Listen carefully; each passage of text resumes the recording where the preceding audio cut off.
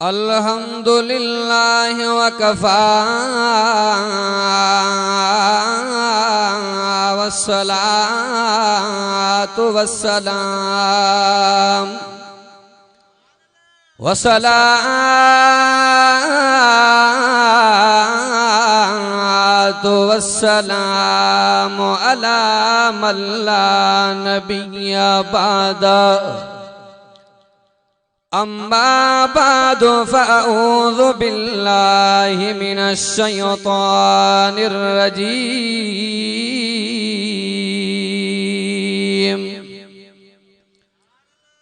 बिस्मिल्लाहिर रहमानिर रहीम।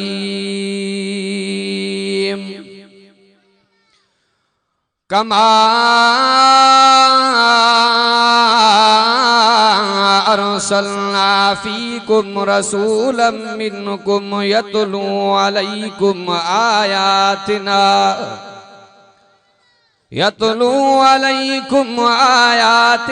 व युज़क्कीकुम व युअल्लिमुकुमुल किताब वल हिकमा वयुअल्लिमुकुमुल किताब वल हिकमत वयुअल्लिमुकुम मा लम तकूनु वयुअल्लिमुकुम मा लम तकूनु तअलमून।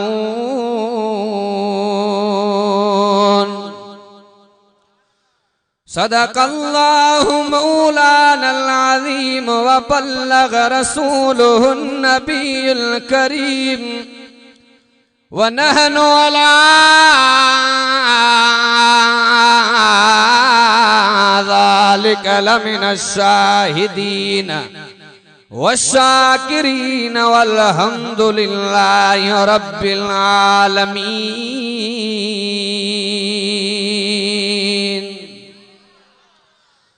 इन्नल्लाह व मलाइकतहु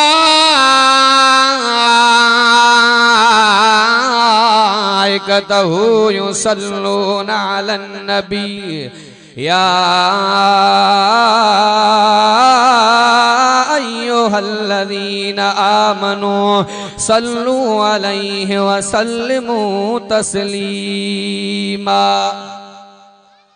अल्लाहुम्मा सल्लि अला सय्यिदना मुहम्मदिन नबील उम्मी व आलिहि व बारिक व सल्लम अदद कुल्ल मालूमिन लक दाइमन अबदन अबदा। अवल तारीफ उन अल्लाह जी जहीं जोड़ो सारो जहान। अवल तारीफ उन अल्लाह जी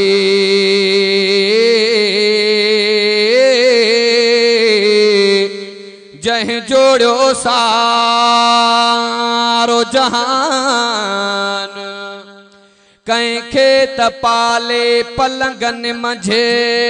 आहे मर्ज़िय मेहरबान।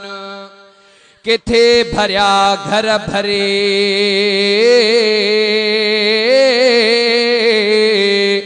किथे खाइण लए न सामान। सिराज आया हैरान ॾिसी कारीगरी उन करीम जी। सिजो उभरी सुबुह थियो पखिन खोलिया पर किन मेड़िया मोती माणिक किन मेड़िया कख अदातन खे मिलिया लख जंहिंजो आसरो अल्लाह में। मौत वियो खणी मोतीअ जहिड़ा रहियो नाहे कोई जंहिंजे करे जहान जुड़ियो वयो साईं सोई सिराज आखिर धोई सोई पूरी दावनी पीर में परदेसी पखन जा कहड़ा मढ़ मुकाम हिकड़ा उथन आधी रात जो हिकड़ा उथन सुबह शाम जके मिट्टीअ जा मेहमान से रही रहंदा केतिरो मुझो अरबी अहिड़ो सुहिणो न पुजन चंड सितारा हूरा खुद हैरानीअ में गिलमान सिकन वेचारा तोड़े को झाहूं कारा पो भी उम्मती उन घोट जा काबिल सद एहतराम वाजिबुल एहतराम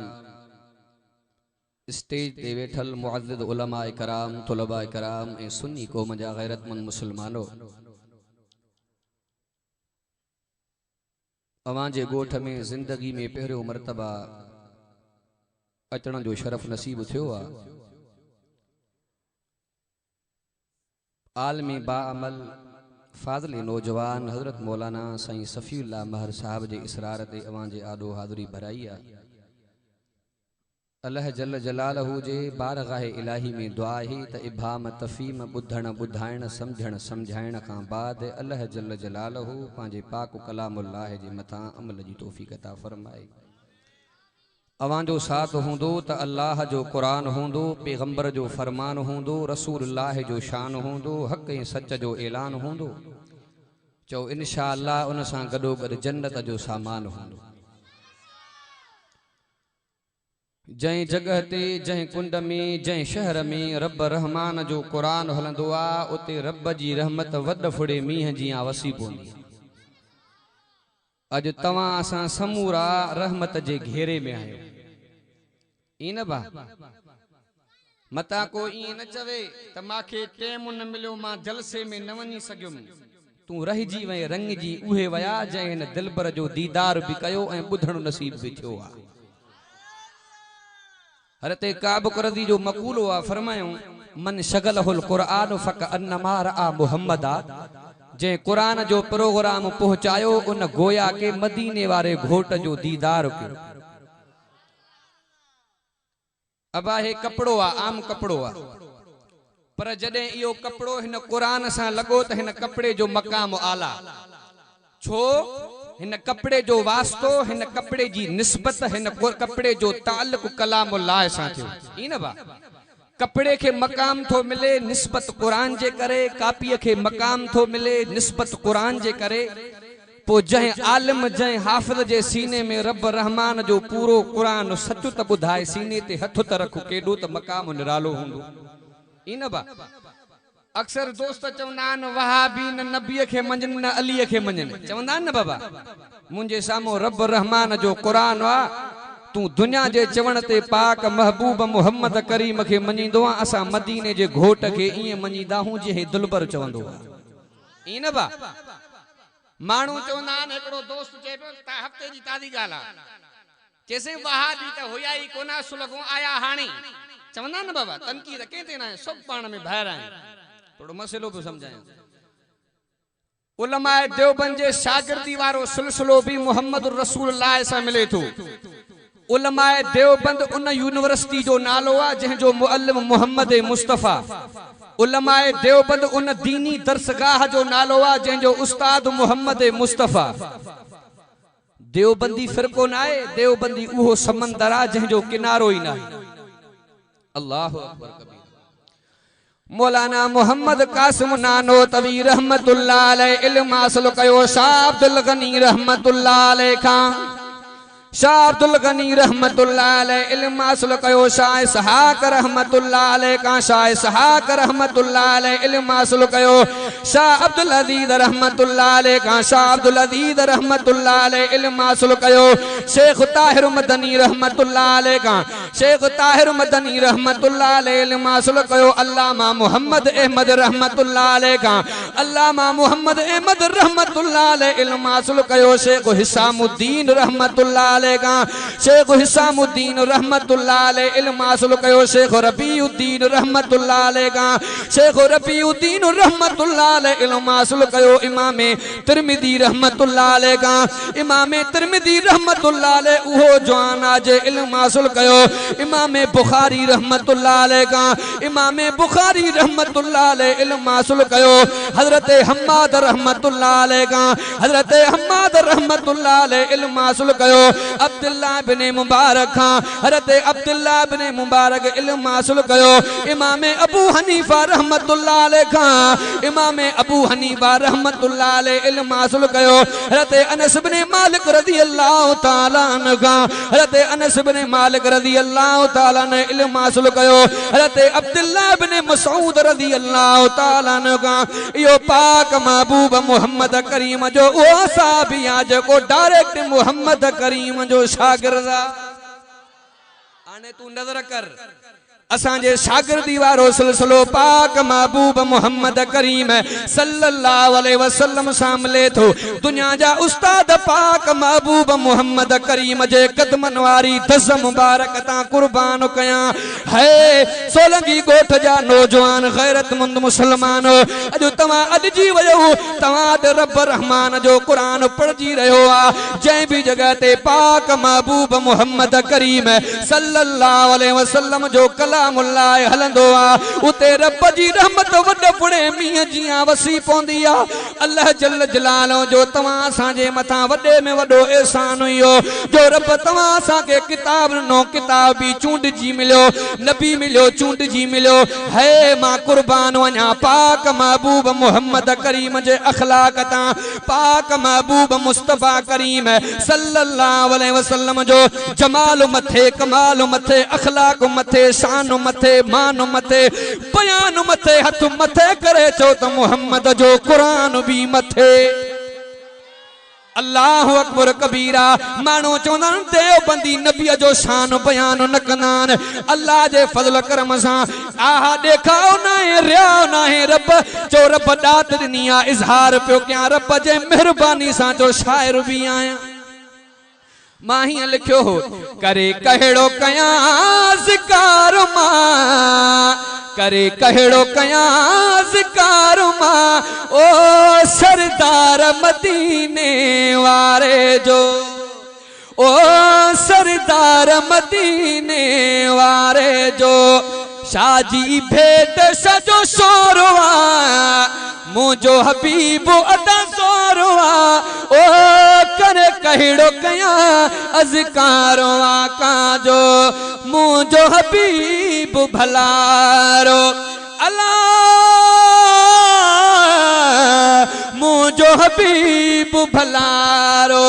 पुछो जहीं सुनो डिठो है जानी हो मिठो ओ करे कहिड़ो कया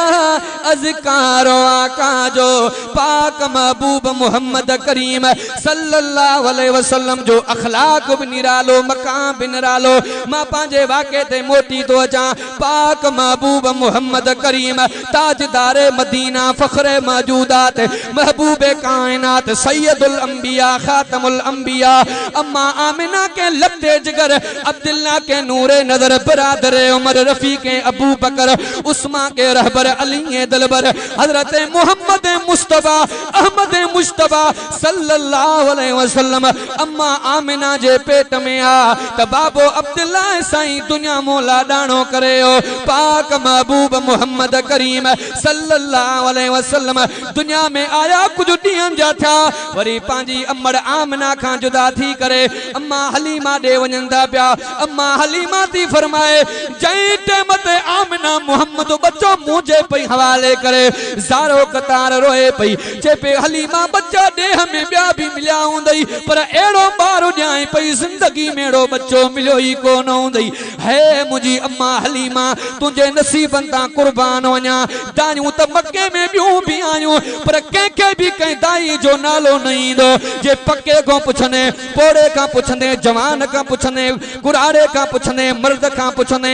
औरत का पुछा कने जे दाई हुजूर करीम जी पालना कई उन दाई जो नालो चाहे जो बच्चे बच्चे जे मुंह मुबारक मां आवाज इंदरो जो नालो जी जल हलीमा कंहिंजे करे मकाम मिलो मां इए चोंदो आ पूरी इंसानियत के मकाम मिलो आ त मोहम्मद करीम जे सदके मिलो अबा इंसानियत में तो मायूं भी आयूं मर्द भी आया हाने मां तवा का पूछा तो माई शान में मथे कि न मर्द मथे हां साईं किए मर्द मथे हते राबिया बसरी रहमतुल्लाह अलैह हते हबीब अजमी रहमतुल्लाह अलैह इनबा हते राबिया बसरी रहमतुल्लाह अलैह हते हबीब अजमी रहमतुल्लाह जो पाण में मुनाज़रो थी पियो हते हबीब अजमी रहमतुल्लाह अलैह फरमाइन था त मुजी दावा इहा त मर्द शान में मथे कुरान जो फैसलो अर्रिजालु कव्वामून अलन निसा इनबा कुरान जो फैसलो गाल खत्म राबिया बसरी जे हबीब अजमी भुलियो आ मुजी दावा त माई शान में मथे इनबा चे दलील दे हते हबीब अजमी रहमतुल्लाह अलैह फरमाए तो त अल्लाह पाक इमामत जो हक मर्द खे ॾिनो आ माई खे कोन्हे पहिरियों दलील बे नंबर ते ईद जी नमाज अल्लाह मर्द के नसीब कई जमा सा माई के कोने ऐ जेके भी नबी आया माई काई कोने सब मर्दन चे हबीब अजमी भुलियो आ अन्या मुजी दावा त माई शान में मथी हल्लु सही अते हबीब अजमी रहमतुल्लाह अलैह फरमायो मां आजी मनी तू माखे बुधा त माई शान में किए मथे हते हबीब अजमी रहमतुल्लाह अलैह फरमायो अन्या मुजो दलील आ अल्लाह मर्द के शूट छड़ियो आ माई घर में बंद आए ना बा कि ताड़ पर्दो मर्दन में भी आए आ जाई माई जे लान हते राबिया बसरी रहमतुल्लाह अलैह फरमायो हबीब अजमी गाल बुध चवे तो अल्लाह मर्द के शूट छड़ियो आ मायूं घर में बंद धिका खाए मर्द लोड़े मर्द लोचे मर्द कमाए मर्द घर में माई के खाराए तो माई मकाम में मथे आ जाई चे चवे तो त सवा लख नबी अल्लाह मर्दन में मोकलिया माई कोई कोने जे सवा लख नबी मर्दन में आया ने नबियन के खीर पियाण वाली इहाई त माई आई इहाई त माई आ न जे चवे तो नबी मर्दन में आया जे नबी मर्दन में आया खुदा सा जंग जो ऐलान भी त मर्दन क्यों आ पर आखिर में चेती अल्लाह जे कुरान जो फैसलो आ त मर्द जो मकाम मथे आ अल्लाह अकबर कबीरा है मां कुर्बान वना पाक महबूब मोहम्मद करीम जे अखलाक ता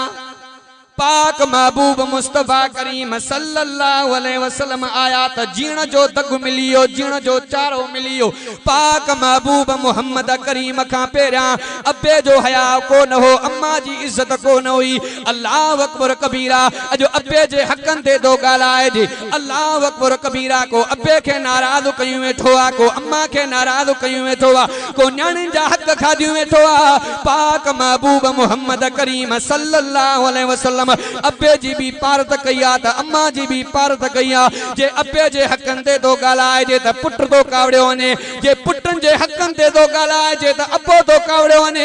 है मां कुर्बान वना पाक महबूब मोहम्मद करीम जे अखलाक हुजूर फरमायो जे चए तो जन्नत जे विच विच में बंगलो मिले त अब्बे जो हयाव कजा अबा तवा चवना न घोटकी जे विच बाजार में प्लाट होजी पाक महबूब मोहम्मद करीम सल्लल्लाहु अलैहि वसल्लम फरमायो जेकरे चवे तो त जन्नत जे विच विच में बंगलो मिले च अब्बे जो अदब कजाए अम्मा जो हया अल्लाह इमाम काबा कारी सुदेश मां जला फेसबुक ते पढ़ियो उन बयान नो पंजे माओ जे लाए चे असा जे घर में एक पाड़े सा घर हो उन घर जी एकड़ी औरत ही जेका अम्मा जी सहेली ही घर ही दी मां नंढो हुयम चे पो कोप पे खणा चाय वारो हथ में किरी पे भजी पियो त पाड़े वारी वा कुराड़ी चे पे जे अदी तुजो पुट डाढो त शरारती आ वडो निभागो कारी सुदेश पाण बयान नो आ फेसबुक ते मा पढ़ियो त कारी सुदेश तो फरमाए मुजी अम्मा चे भई मुजे पुट के निभागो न चओ अल्लाह कंदो त काबे जो इमाम थी अल्लाह कंदो त काबे जो इमाम अम्मा जी दुआ लगी वजो काबतुल्लाह जो इमाम पूरी दुनिया के नमाज़ां पे पढ़े सुभान अल्लाह अल्लाह अकबर कबीरा को अब्बे के नाराज कयूं वेठोआ को अम्मा के नाराज कयूं वेठोआ जे अब्बे जे हकन ते दो गालाए जे त पुट तो कावड़ियो वने जे पुटन जे हकन ते दो गालाए जे त अब्बो तो कावड़ियो वने अब्बे जी इज्जत कजाए अब्बे जो हया कजाए अम्मा के न रजाई जाए पाक महबूब मुस्तफा करीम सल्लल्लाहु अलैहि वसल्लम फरमायो मानू एकड़ा इए चवंदा ने अल्लाह अल्लाह केड़न गालन में राजी चवंदा न बा इहा असां के खबर आ त हिते कणक कमाईंदी हिते पिलाटो कमाईंदो बाकी इहा खबर कोने त रब छा में राजी हलड़े जवान तुझे न गाल ता कुर्बान आहे न बा के अल्लाह वाले चवा चवे थो शाम में राजिया इहा तुझी धोखे बाजिया कोई गाजी कोई फकीर बाजी करजी बाजिया अच तोखे बुधाया मोमिन रब छा में राजिया वठुराह सचे दीन जी रब इन मेरा दिया चवे थो छा मेरा दिया या तुझी धोखे बाजिया अब गाल याद है ना मुंड में पाक महबूब मोहम्मद करीम सल्लल्लाहु अलैहि वसल्लम अम्मा जे पेट में आते अबो अब्दुल्ला साईं दुनिया मौला डाणो करे हो पाक महबूब मोहम्मद करीम सल्लल्लाहु अलैहि वसल्लम कुछ ॾींहंनि जा थिया त अम्मा आमिना खां जुदा थी करे अम्मा हलीमा दे वञनि था पिया कुछ सालनि जा थिया त पाक महबूब मोहम्मद करीम सल्लल्लाहु अलैहि वसल्लम जी अम्मा भी दुनिया मौला डाणो करे वई 8 सालनि जे उम्र में मदीने वारे मीर बकरियों चारियों दी हुजूर 8 सालन जे उम्र में मजदूरी कया है मां कुर्बान वना पाक महबूब मोहम्मद करीम सल्लल्लाहु अलैहि वसल्लम जे मकाम ता 8 सालन जे उम्र में हुजूर मजदूरी कया इन जे करे पाक महबूब मोहम्मद करीम सल्लल्लाहु अलैहि वसल्लम के मजदूरन जो कदरो हुजूर फरमायो मजदूर जे पगर सुकण का पेरां जी मजदूरी अदा कंदा क्यों अज हिकड़ो महीनो गुजरियो बी पेरी गुजरी वही 3 पेरी गुजरी वे पर गरीब के मजदूरी न मिली 8 सालन जे उम्र में पाक महबूब मोहम्मद करीम मजदूरी कई इन जे करे हुजूर के मजदूरन जो कदर हो इन बा ए जुमे जुमे जे ॾियार ते खुसूसन पाक महबूब मोहम्मद करीम पांजे सहाबा का हाल हवाल वठंदा अल्लाह अकबर कबीरा आज पांजे भाइरन का को पुछण जे ला तैयार ना है ओड़े पाड़े का पुछण जे ला तैयार ना है पर पाक महबूब मोहम्मद करीम सल्लल्लाहु अलैहि वसल्लम जुमे जुमे जे दिहाड़े ते पाक महबूब मोहम्मद करीम पांजे साहबा का हाल वाल वठंदा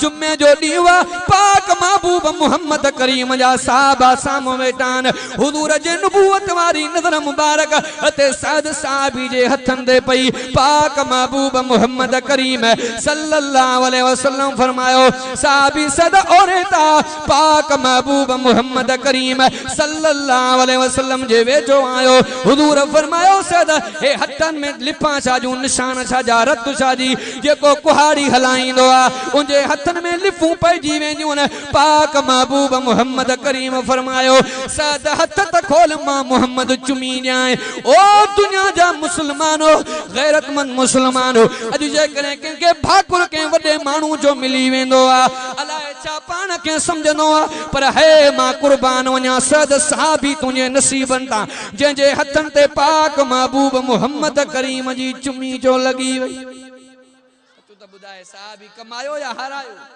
अल्लाह अकबर कबीरा पाक महबूब मोहम्मद करीम सल्लल्लाहु अलैहि वसल्लम पुछा फरमाई पर छाजे करे ही हथन में लिफू रत पाक महबूब मोहम्मद करीम सल्लल्लाहु अलैहि वसल्लम जो सहाबी अर्ज़ कंदो पियो आ जैसे तवा जो ही फरमायो आ जेको हलाल रोज़ी कमाए खाईंदो आ मथे अर्श ते रब राज़ी थींदो आ फर्श ते मोहम्मद मुस्तफा राज़ी थींदो आ अल्लाह अकबर कबीरा कदर क्यों अल्लाह जे कुरान जो पाक महबूब मोहम्मद करीम जे सदके हेड़ो कलामुल्लाह मिलो तारीख जा किताब पढ़ने एक डी पढ़ंदे बदी पढ़ंदे तंग थी वेने पर आखिर लाइब्रेरी में रखी छडीने पर अल्लाह जो कुरान जिए पढ़दो वेंदे ये मसो ईंदो वेंदुई है मां कुर्बान वना पाक महबूब मोहम्मद करीम जे इन किताबुल्लाह ता इन किताब जे मता ॿिया सिर्फ किताबुल्लाह पर हे जो किताबुल्लाह भी आए त कलामुल्लाह भी आए केंजे सदके मिलियो बाबा अल्लाह अकबर कबीरा। पाक महबूब मोहम्मद करीम खां पहिरियां दुनिया में जबर हो वबाल हो ॾाढो ज़ुल्म हो। पाक महबूब मोहम्मद करीम जे दुनिया जे तख्ते ते कदम रखियो चो रहम जा वस्कार पइजी आ। अल्लाह अकबर कबीरा। एॾे मक़ाम वारो नबी मां हीअं बि लिखियो के ई कंदा काफ़र कहर मके में। ॾाढा चो सुभान अल्लाह। घट में घट सुभान अल्लाह चो तो दिल खुले न। के ई कंदा काफ़र कहर मके में कहर खत्म छो रखियो कदम जॾहिं अरबी शहर मके में। ओ जियरियूं न्याणियूं दफ़न कंदा ओ दफ़न वरी बिन कफ़न कंदा मुरसल आयो सुधुरिया वलर मके में। अरबी अवारा आयूं निधिण कानायूं जन्नत जो आज़ामिन अरबी यारन निधिण कानायूं। पाक महबूब मोहम्मद करीम मकाम वारो नबी रहमत वारो नबी जंहिंजे लाइ अल्लाह जल्ल जलालहु पंहिंजे पाक कलामुल्लाह में हीअं फरमायो वमा अरसलनाक इल्ला रहमतल लिल आलमीन।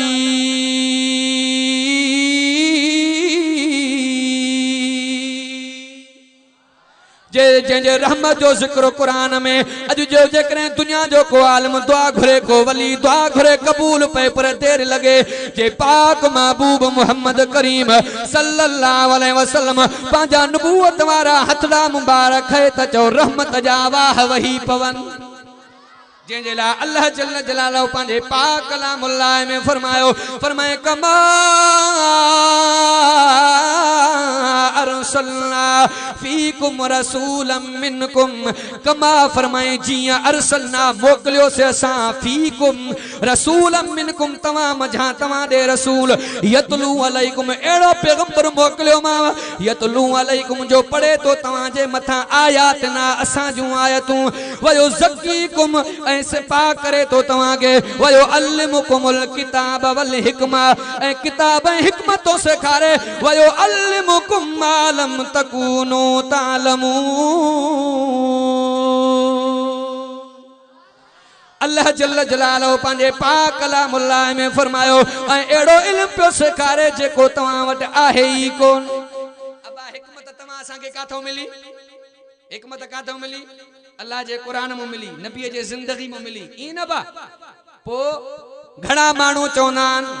अल्लाह अकबर कबीरा मां मोटी तो जा हिकमत जे बयान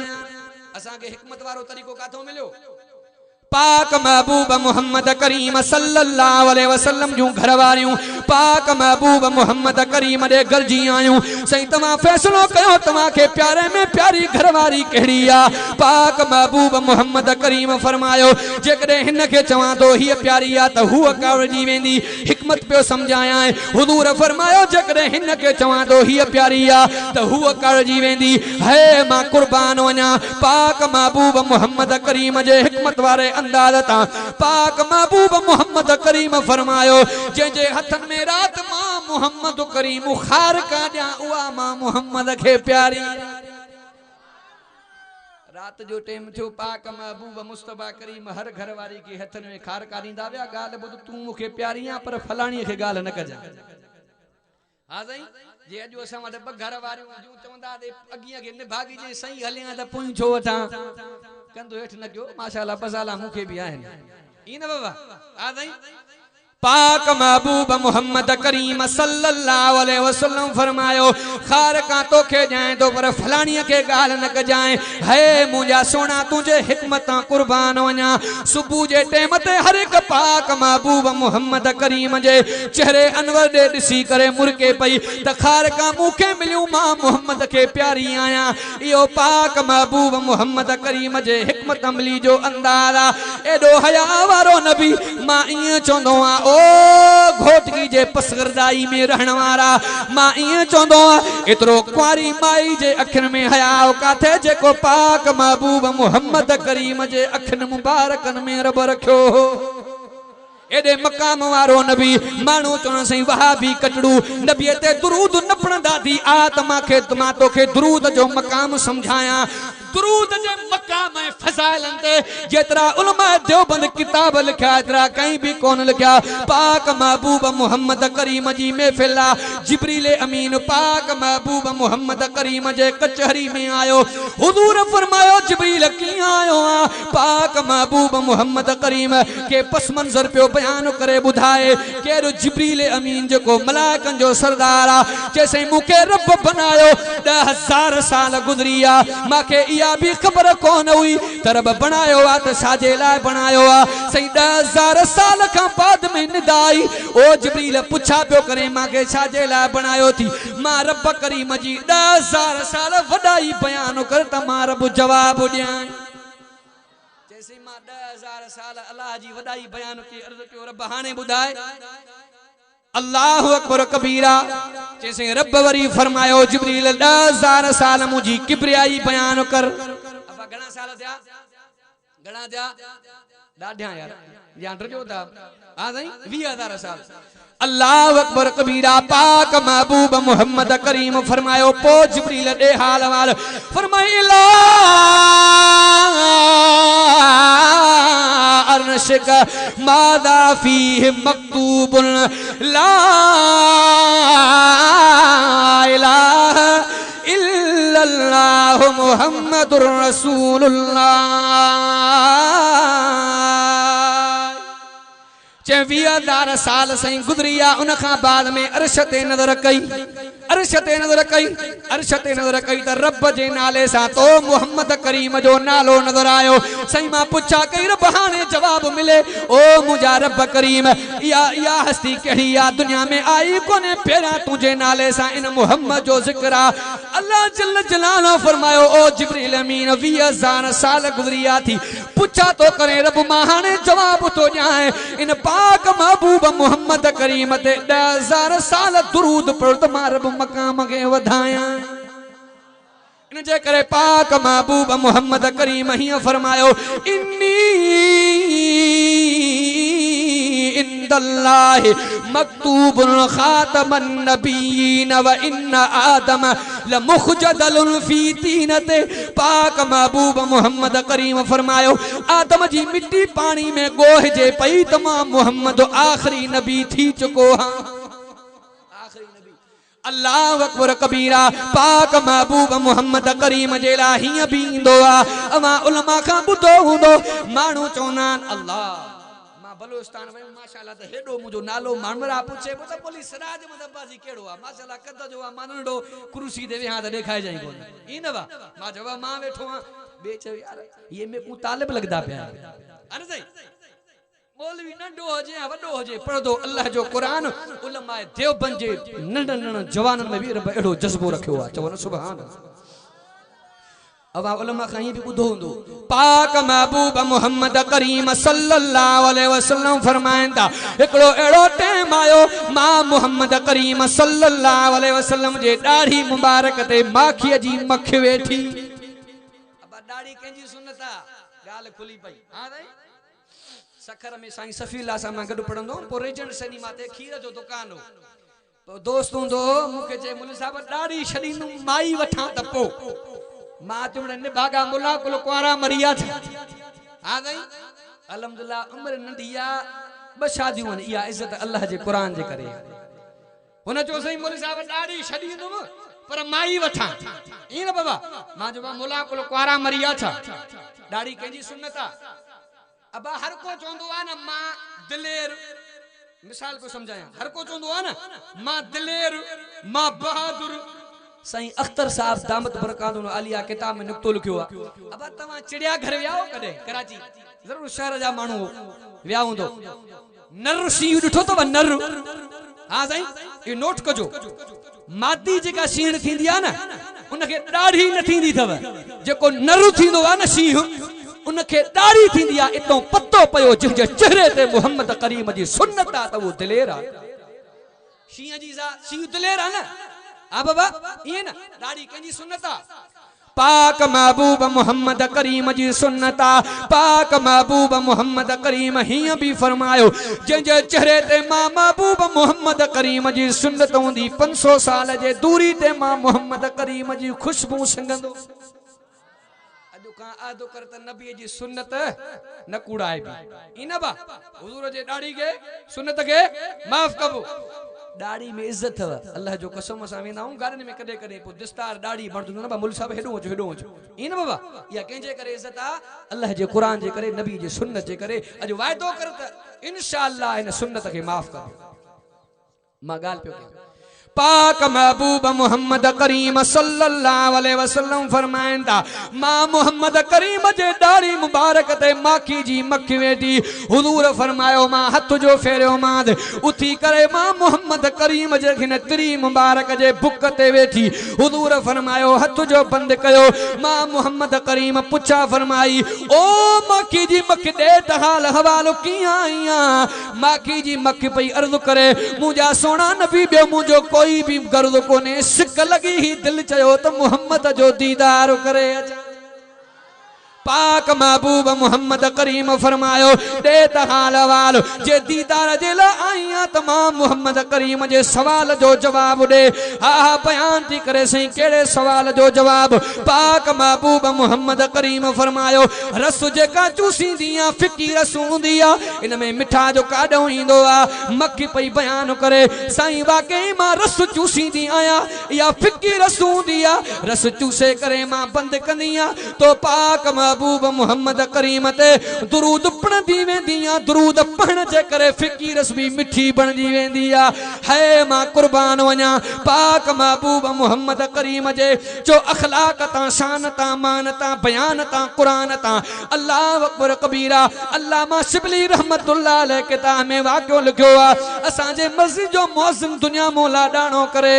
दुनिया मो हलियो वियो ख्वाब में आयो पुछा कई मां दे त हाल वाल मस्जिद जा मौज़िन केड़ो तुझो अमल कबूल पयो जैसे मुके जवाब इयो दिने मुझो बियो कोई भी अमल कबूल कोन कयो पयो रब फरमायो पाक महबूब मोहम्मद करीम जे सुन्नत के जवानी में सजो ई मां रब इन दाढ़ी जे करे राजी आया केजी सुन्नत आवा पाक महबूब मोहम्मद करीम जे तरीके ते जिंदगी गुजारियो अल्लाह अकबर कबीरा असा अजकल इं चौंदा रब अल्लाह कहन गाल में राजी अल्लाह कलामुल्लाह ते राजी अल्लाह पाक महबूब मोहम्मद करीम जे तरीके ते राजी एकड़ा मानू इं चौंदा सही सजो दी मजदूरी कया तो नमाज जे ला टाइम नथो मिले चौंदा न बा मौली साहब काडो नमाज ते अचा सजो दी कमाया तो पियो गरीब मानू आ टाइम ही कोन तो मिले अल्लाह अमा उलमा खां बुधो पाक महबूब मोहम्मद करीम सल्लल्लाहु अलैहि वसल्लम जो सहाबिया हुजूर फरमायो साहबी इंदो भी देर सा वरी वेंदो भी जल्दियां गाल केड़िया पाक महबूब मोहम्मद करीम ताजदारे मदीना फखरे मौजूदात महबूबे कायनात सैयदुल अंबिया खातबुल अंबिया अम्मा आमिना के लगते जिगर अब्दुल्ला के नूरे नजर बिरादरे उमर रफीके अबू बकर उस्मान के रहबर अली दिलबर हजरत मोहम्मद मुस्तफा अहमद मुस्तफा सल्लल्लाहु अलैहि वसल्लम पुछा फरमाई साहबी अर्ज कंदो पियो जैसे मां एतरो त गरीब आया घर में चादर ही हिकड़ी आ मां नमाज ते इंदो आ त घर वारी इंतजार में हुंदी आ नमाज न हली वने इन जे करे जल्दी जल्दी विंदो आ है मुझे नबी जा सहाबा एतरो गुरबत जो आलम आ न कुरान जी तिलावत थी वने न नमाज थी वने न रोजो थो वने अल्लाह अकबर कबीरा पाक महबूब मोहम्मद करीम जे नबूवत वारा नेड़ मुबारक टमी पया जे हुजूर रोई पौंदा त अर्श तो झुली पौंदो पाक महबूब मोहम्मद करीम पांजा नबूवत वारा हथड़ा मुबारक खया अल्लामा मोहम्मद करीम जा एतरा त गरीब सहाबी जो एक चादर में जिंदगी गुजारनी पिया है मां कुर्बान वना पाक महबूब मोहम्मद करीम दुआ घुरी थोड़ी देर का बाद में उठ सामान जो भरजी मोहम्मद करीम दे चो अजियो पाक महबूब मोहम्मद करीम यो सजो सामान साहबी ने मोकलियो दरवाजो खड़कियो वो साहबी निकरी आयो चे मां भी गरीब मुझा सहरा भी गरीब हे कई मोकलियो चे पाक महबूब मोहम्मद करीम मोकलियो साहबी चे तो मां पांजे घरवारी का पुछी अचा पांजे घरवारी दे आयो घरवारी चे ती माना तू नबी सा अल्लाह जी शिकायत करे आयो अल्लाह सा के कुछ न दिनो चे नन मां अल्लाह जी शिकायत कोन करे आयो पाक महबूब मोहम्मद करीम सल्लल्लाहु अलैहि वसल्लम पुछा फरमाई मां सजो हाल वाल नो हा हा उहा साहबियाणी चे थी जे करे तलाक जो हक अल्लाह औरत खे देया त 3 तलाकूं देई छड्या अज जी कोर्टू मन पो मुर्स वने न वने माई थी तलाक दी ई न बा इस्लाम जे अंदर तलाक वारो हक अल्लाह मर्द खे नो माई खे कोने ये ई हो जे न रब हिकमत के जाने तो त घणा मोला बाहर दसे ई न बा अल्लाह पाक महबूब मोहम्मद करीम सल्लल्लाहु अलैहि वसल्लम जो साहबी पाक महबूब मोहम्मद करीम दे आयो जैसे घरवारी नाराज थी पईया विढ़े थी पई जे अल्लाह जी शिकायत करे आयो पाक महबूब मोहम्मद करीम पैगाम मोकलियो ओ मां मोहम्मद करीम जी साहबियाणी तुझे घरवारे तुझे शोहर तुझे मुर्स शिकायत कोन कईया पर मां मोहम्मद करीम पस मंजर पाण जो बुधो मां हुजूर के रहम जियो मां मोहम्मद करीम तोहफे तोर मोकलियो थमाए है ये मुझे पाक महबूब मोहम्मद करीम जा साहबा एतरो गुरबत जो आलम हिकड़ी चादर में जिंदगी गुजरे पई न अल्लाह जे कुरान जी तिलावत वने पई न नमाज पई वने या मोहब्बत हुई ना बा अजो सन सजो डी मोबाइल हलाइंदासी फेसबुक हलंदो नेट हलंदी नमाज निकरी अल्लाह अल्लाह पाक महबूब मोहम्मद करीम जे तरीके ते जिंदगी गुजारियो नमाज जो पढ़नो इया भी आजमाइश हज करनो इया भी आजमाइश ज़कात देनो इया भी आजमाइश पाक महबूब मोहम्मद करीम जे तरीके ते जिंदगी गुजारी दे आजमाइश जरूर इंदी अल्लाह सी सूरह अनकबूत में ही फरमायो फरमाया अलिफ लाम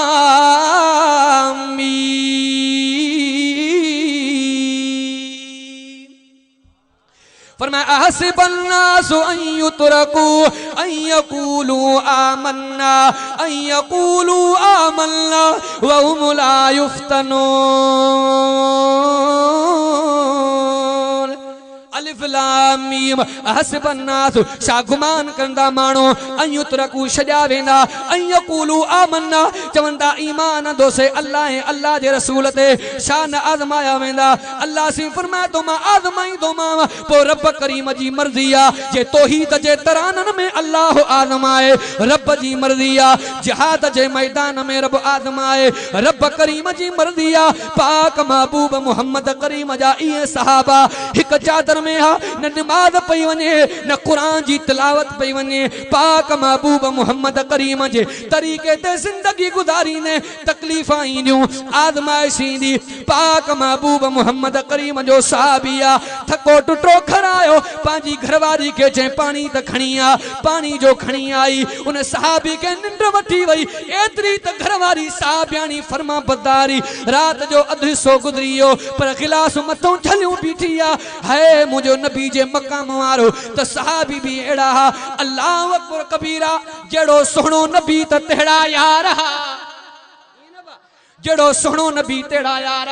मानू चुनान या मुर्स थी देखाए जे मैं मुर्सन जे पारे में रह जे अल्लाह अकबर कबीरा सियाणा चुनान जान वने त वने पर इज्जत न वने पाक महबूब मोहम्मद करीम जा साहबा एडे मकाम वाला पाक महबूब मोहम्मद करीम जो साहबी सुजागो छु छा जो नजर कई रात जो अध हिस्सो गुजरी चुको आ पर घरवारी गिलास झलियूं बीठी आ साहबी चे तो इन फरमा बदारी जे करे दात ॾियां थो जेको घुणो थी घुर चे इन गाल के छड़े दे चे जेको घुणो थी घुर चे इन गाल के छड़े दे चे जेको घुणो थी घुर चे इन गाल के छड़े दे चे 3 मरतबा पुछो थी हाने इयो घुराए थी त माके तलाक हुंदे माके तलाक दे अल्लाह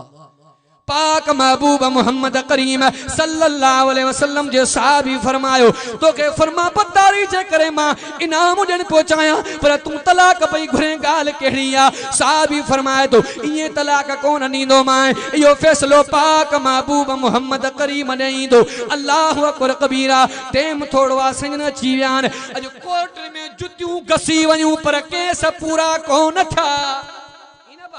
पर पाक महबूब मोहम्मद करीम दे केसु इंदो हो उते जो ते सुनवाई अमा उलमा खां बुधो हुंदो बनी मखजूम कबीले जी माईया पाक महबूब मोहम्मद करीम दे केस आयो हुजूर फैसलो फरमायो इन माई जे हथ के कपियो वने उन माई जा पांजा घरवारा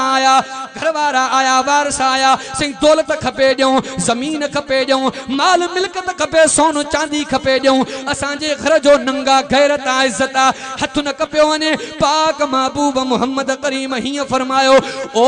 घोटगी जे पसगरदाई में रहण वाला मुझे पाक महबूब मोहम्मद करीम जा लफ्ज बुझा मुझे हुजूर फरमायो लऊ सरकत फातिमा बिन्त मुहम्मदन लकत तो यदहा ओ बनु मखजूम कबीले वारो ही त तवा जी न्याणी आ जेकरे मां मोहम्मद करीम जी फातिमा हुजे तने भी मां मोहम्मद हथ कपड़ खां न मुड़ास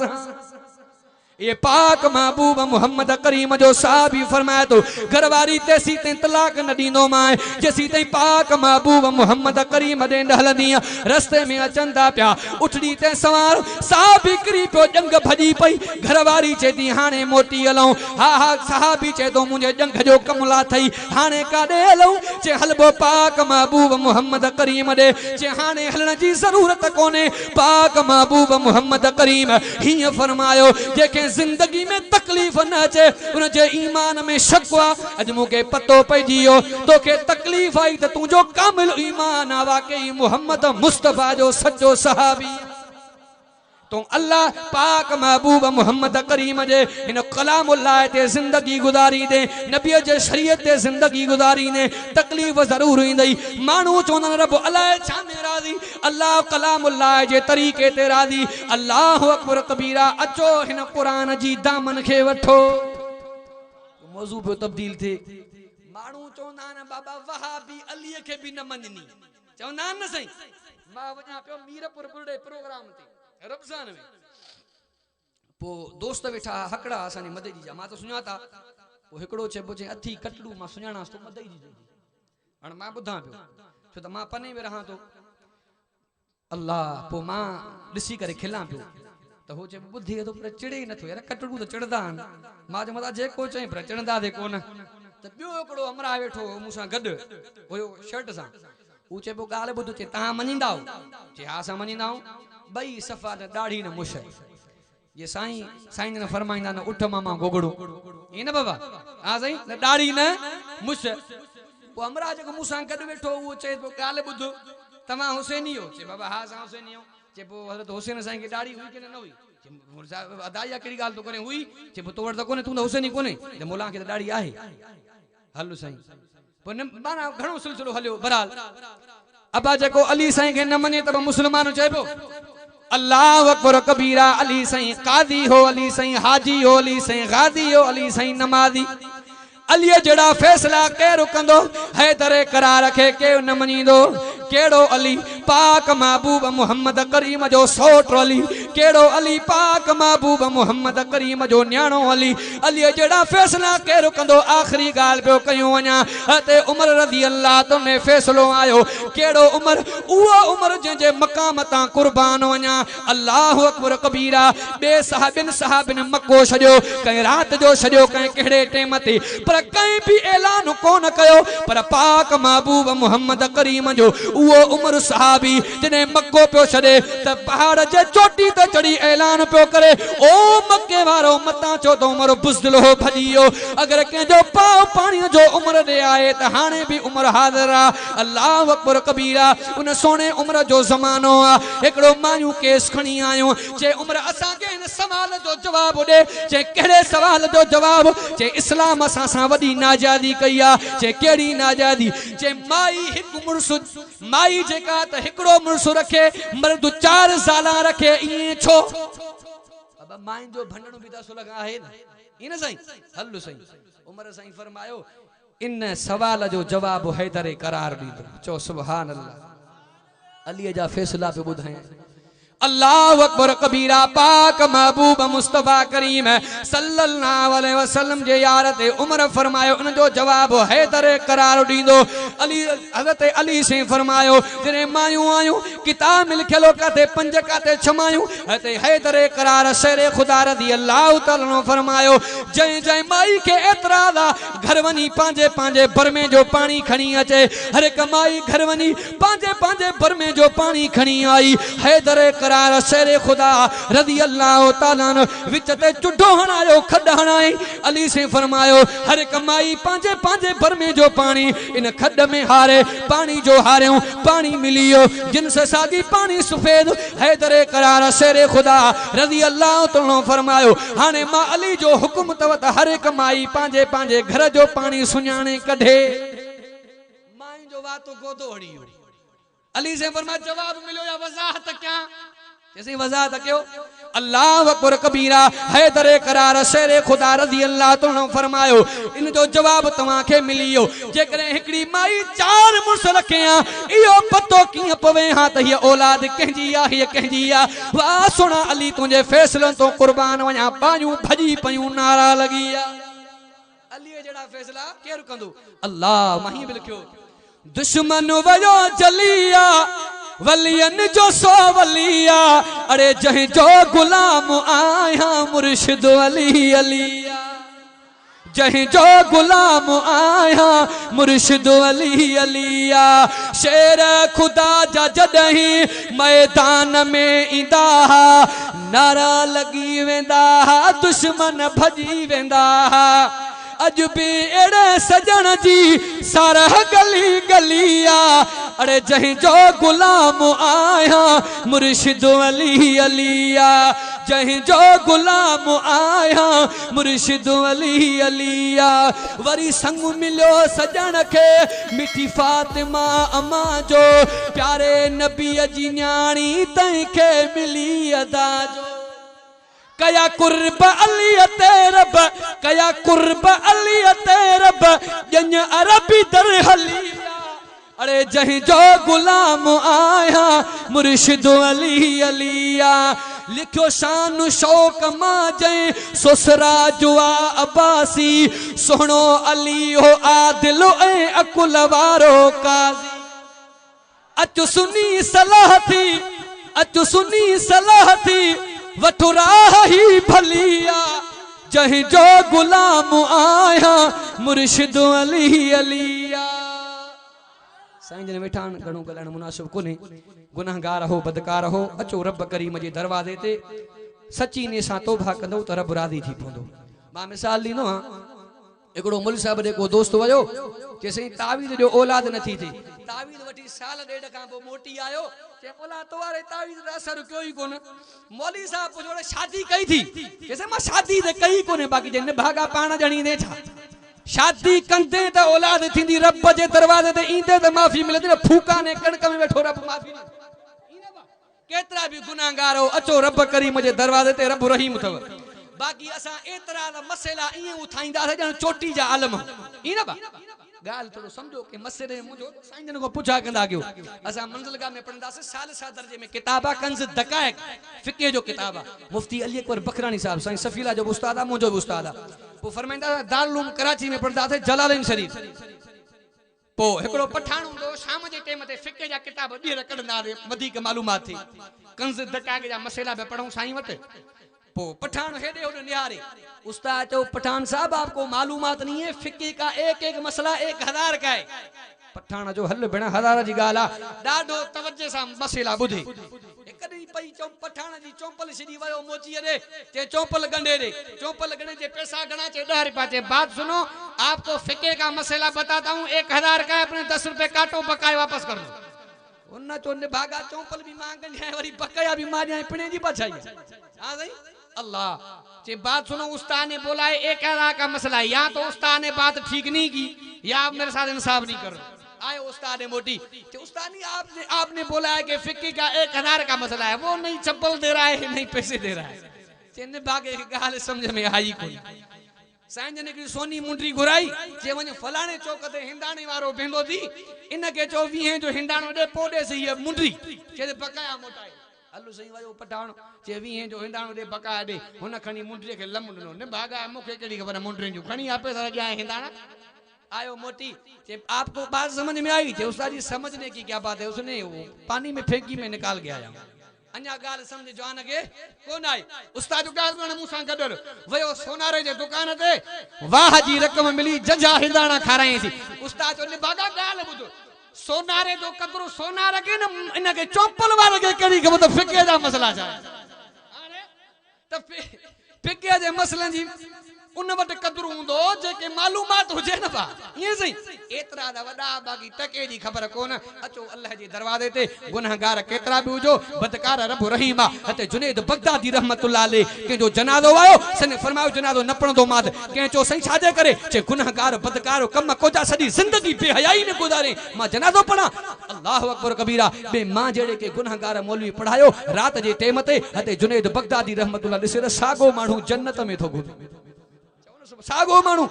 हज़रत ने फरमायो तो तू की जन्नत में पोके तुजा कम है जैसे याद कर जने मुजो जनाज़ो आयो तमा छा चयो मां ही चयो रब फरमायो जुनैद जन्नत जा फैसला पियो करे जण जन्नत जुनैद जी है अल्लाह मां गुनाहगार के जन्नत दई जुनैद रब तो के सबक ॾिनो आ जे गुनाहगार के मां खुदा जन्नत ॾियां त मां रब को पुछणो अरो आहे तमा चौदा हिते भी मालू जपिया उते भी पोई त कोन थींदो न बा हदीस जा लफ्ज़न नबी अलैहि सलाम फरमायो जने जन्नत ऐं जहन्नम जा फैसला थींदा एकड़ो एड़ो मानू हुंदो जन्नत जो दरवाजो दिसंदे दिसंदे 60 साल गुजरी वेंदुस घणो 60 साल अल्लाह जो मलाइको दो कन गडी माटड़ी दो काथे दी ख्याल जे वाह जी रब जी जन्नत आ जे ने भागा दर थी अञा उहा मकाम अंदर थी एड़ी जन्नत में मिलंदी कुर्बान इंसान बा छल करे कुर्ब करीम त मिले कफन सरी नाहे सह पकंड जी कने एडी थो तू भरी आही तोर तितर जिया सदाई शेर वरी भलियो आ भोतार वीदे भव में भुरी पेरा दुस पाण पुनल वेवा गुनाह ने मंज घिरी वने न मुफ्त में मरी कदे तो ए बाबासी जा सजो दुनिया जे लालच वाला जोर सजो दुनिया जे लालच वाला जोर सोलंगी साहिबो गली मुरसता जो मोर मता लजायो पंजे लोई के व आखिर दवाना अल्हम्दुलिल्लाह रब्बिल आलमीन वमा तौफीकी इल्ला बिल्लाह अलैहि तवक्कलतु व इलैहि उनीब।